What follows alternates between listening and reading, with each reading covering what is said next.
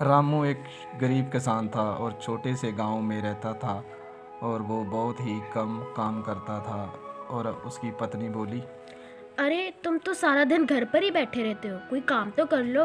कोई बात नहीं, कर लेंगे काम। ऐसे ही गीता लोगों के घरों में काम करके अपने घर का गुजारा करती रही। कुछ देर बाद ऐसे ही रामू बीमार पड़ गया और डॉक्टर बोला, ये अब काम नहीं कर सकता। अरे ये कब तक ठीक हो जाएंगे?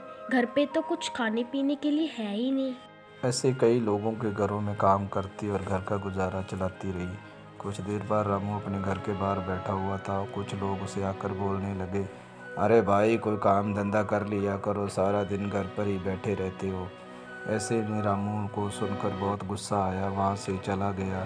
कुछ थोड़ी देर बाद जाकर वो सोचने लगा, अरे लोग तो मुझको बहुत कुछ बोलने लग गए हैं, अब मेरे को काम करना ही पड़ेगा।